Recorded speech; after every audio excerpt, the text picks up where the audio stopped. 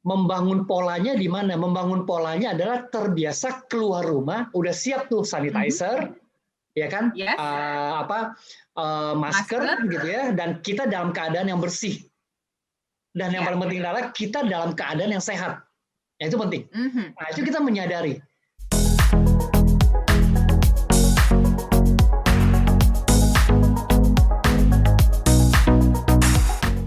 Small listeners, masih menyambung perbincangan kita. Sebelumnya Bro Daniel bilang salah satu tipsnya ya, bisa berguna untuk orang lain dan juga tidak nyusahin orang. Salah satunya mungkin bisa kita kaitkan dengan memakai masker ya Bro Daniel, mencuci tangan dan juga menjaga jarak supaya tidak menyusahkan tenaga kesehatan yang semakin tenaga kesehatan sekarang sudah semakin minim tenaganya, jadi kita bisa bantu dengan memakai masker. Walaupun di luar sana sudah mulai disuntikan vaksin ya Bro Daniel, tapi bukan berarti kita melonggarkan protokol kesehatan. Ini penting loh Small Listeners ya. Betul. Nah, untuk mendukung program pemerintah sebenarnya Small Listener dan juga semua yang mendengarkan kita pada malam ini, membangun polanya di mana? Membangun polanya adalah terbiasa keluar rumah, udah siap tuh sanitizer, ya kan? Masker gitu ya, dan kita dalam keadaan yang bersih. Dan yang paling penting adalah kita dalam keadaan yang sehat. Ya, itu penting. Nah, itu kita menyadari. Ya kan? Contoh kemarin waktu saya ke rumah sakit gitu ya, kita ketemu dengan ibu mertua saya yang udah cukup berumur gitu, saya juga memastikan bahwa saya sehat.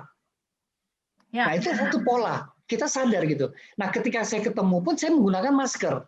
Seperti itu. Walaupun keluarga ya, yang namanya kita menjaga, nah itu penting. Jadi itu sebuah pola yang kita bangun.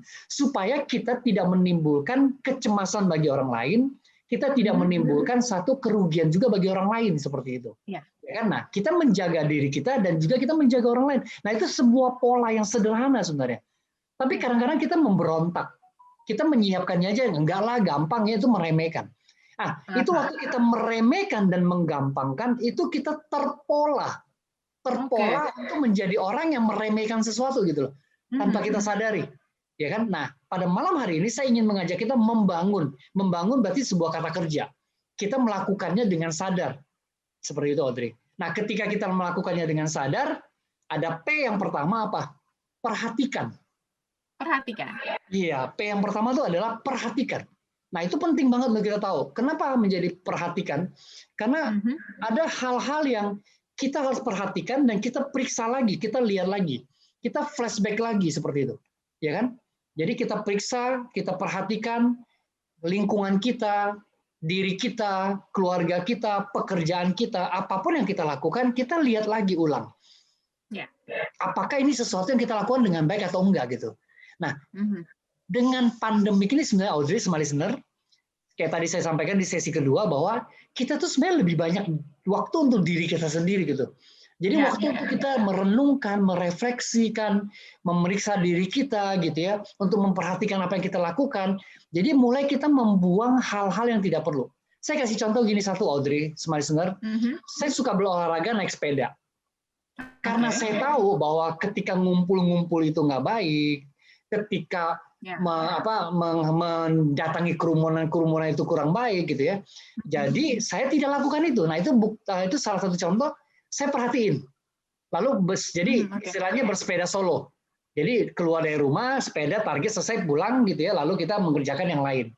Nah, kemudian ada beberapa teman-teman mengajak untuk ngumpul misalnya. Nah, saya perhatikan, kita menghindari seperti itu. Nah, itu salah satu bentuk kita periksa, kita perhatikan. Nah, seperti kemarin mau ke rumah sakit, mau membawa orang tua gitu ya, saya menggunakan masker. Berarti saya memperhatikan kesehatan saya, memperhatikan kesehatan ibu mertua saya misalnya seperti itu. Nah, itu hal kecil. Kalau kita menyadari dari hal-hal yang kecil saja, itu sebenarnya akan membantu kita membentuk sebuah pola. Terkadang kita mengabaikan itu, Audrey. Terkadang kita mengabaikan itu, seperti itu. Oke? Nah, ketika kita udah tahu P tadi, perhatikan dan periksa, yang O, kita olah. Ada yang harus kita olah, bukan olah ramalan ya. Atau olah nurija bukan ya? Olah nurija juga bukan, olah. Karena gini, setiap orang punya 24 jam yang sama, waktu yang sama. Setiap orang juga diberikan udara gratis oleh Tuhan, oksigen gratis oleh Tuhan, seperti itu. Dan setiap orang dalam konteks saya bicara pada hari ini adalah setiap orang diberikan kesehatan yang layak oleh Tuhan. Nah, yang mesti kita olah apa? Waktunya kita. Kita olah dengan sebaik mungkin. Kalau saya belajar dari Pak James Gui ya, itu adalah waktu itu adalah aset sebenarnya. Jadi harus kita investasikan. Jangan kita sia-siakan gitu waktu. Kita olah. Kemudian apa lagi mesti kita olah? Kita mesti olah tubuh kita, olahraga supaya tetap sehat gitu. Ya kan? Supaya kita tetap sehat gitu. Kita latih tubuh kita supaya menjadi tubuh yang kuat, imunnya kuat gitu. Mesti kita olah lagi apa? Jiwa kita. Jiwa yang sehat. Ya kan? Nah, caranya kita ngelola jiwa sehat seperti apa? Ya kita meditasi. Kita berdoa, kita sembahyang, ya kan? Kita sholat gitu. Ya kan? Kita selalu membangun relasi kita dengan sang pemilik jiwa kita, yaitu Tuhan. Itu penting. Nah, yang kita olah apa lagi? Yang kita olah adalah brain-nya kita. Dengan kita membaca buku, mengisi konten-konten yang bermanfaat dan lain sebagainya gitu. Nah, sebenarnya Bapak Ibu semua listener, Audrey, kata olah waktu, olahraga, olah jiwa gitu ya, olah-olah yang lain sebenarnya ini dalam satu bagian yang tanpa kita sadari. Contoh, ketika kita berleha-leha di depan komputer ataupun di depan smartphone kita dengan konten-konten yang kita nggak jelas nih kontennya mau ngapain gitu ya. Nah, kita sudah menyediakan waktu 24 jam kita sudah tidak ngapa-ngapain karena kita cuma duduk aja, sibuk gitu ya, liatin smartphone aja. Lalu kita melihat konten-konten yang sebenarnya mengisi ke otak kita, konten-konten yang tidak membuat kita lebih berkualitas. At the same time, ketika kita tidak kelola itu dengan baik, kita sudah merusak sebagian besar dari dalam diri kita. Waktu kita, tubuh kita, jiwa kita, bahkan otak kita, akal budi kita. Kenapa? Karena kita tidak masuk dengan konten-konten yang membawa manfaat. Nah, olah ini menjadi penting banget sebenarnya. Jadi ketika kita mengelola waktunya dengan benar, raganya dengan benar, jiwanya dengan benar, dan juga budinya dengan benar, akal budinya dengan benar, harusnya semua itu lebih baik. Itu Audrey.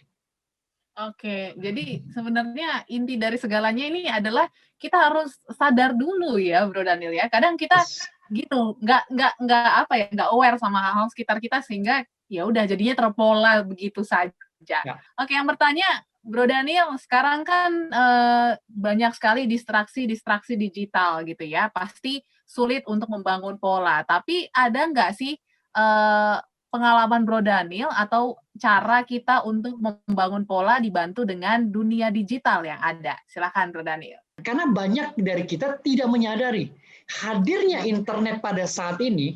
Minggu depan saya akan bicara tentang 5G. 5G perang antara Amerika dan juga China seperti itu tentang 5G. Bagaimana itu mempengaruhi seluruh sendi kehidupan manusia dengan hadirnya teknologi yang sangat canggih. Nah, ketika pahlawan menyadari itu penting banget. Kenapa? Karena memang hadirnya teknologi di depan kita sekarang dengan adanya internet, itu distraksinya luar biasa. Kita juga pernah bahas kan Audrey, konten yang bermanfaat itu cuma 80 yang tidak bermanfaat itu jauh lebih banyak, yaitu 85%. 15%-nya itu masih dikategoriin lagi tuh. Artinya, kalau kita tidak sadar, kita udah pasti membawa diri kita kepada sebuah prokrastinasi. Terdistraksi, waktu kita habis, tenaga kita habis, kemudian kita diisi dengan konten-konten yang kurang bermanfaat, sehingga menjadikan kita berpikiran negatif, melakukan hal-hal yang tidak bermoral, dan lain sebagainya seperti itu. Ya kan? Nah, sadar itu penting, prokrastinasi. Lalu, ketika kita sadar, salah satu contohnya adalah banyak sekali konten-konten yang membawa manfaat buat kita secara digital. Kita bisa belajar dari YouTube. Kita bisa membangun skill kita, kompetensi kita melalui adanya konten-konten yang bagus gitu. Kenapa? Karena ketika kita sadar kita butuh apa atau kita perlu apa, kita tahu bahwa kita sedang mencari apa, tujuan hidup kita seperti apa, itu semua kontennya ada di internet. Itu kontennya semua ada di internet. Bisa kita pelajari kok. Nah, ketika kita tahu bahwa kita tidak lengkap dari konten yang ada di internet, kita bisa cari mentoring. Bisa cari coach untuk membantu kita lebih baik. Atau kita bisa membangun sebuah komunitas untuk menjadikan lebih baik. Nah, kita menyadarinya dulu. Terkadang kita nggak menyadari gitu. Tiba-tiba waktunya habis saja. Tiba-tiba kita belajar tanpa kita sadari, otak kita sudah diprogram oleh konten-konten yang seringkali kita konsumsi tanpa kita sadari. Nah, yang paling bahaya sebenarnya, Bapak Ibu, semua listener, adalah pornografi sebenarnya. Pornografi itu jauh lebih merusak dibanding dengan drugs atau obat. Karena dia akan memprogram kepala kita untuk menjadi sangat addicted. Satu. Kedua, dengan hadirnya smartphone yang memudahkan kita untuk mengakses itu tanpa ketahuan. Kalau kita menggunakan drugs dan lain sebagainya, kita masih was-was ya. Tapi menggunakan smartphone, kita bisa dimanapun. Dan itu bisa menciptakan kerusakan sampai sakit jiwa yang sangat bahaya. Termasuk main game. Itu bisa merusak sampai kejiwaan. Seperti itu. Itu Audrey.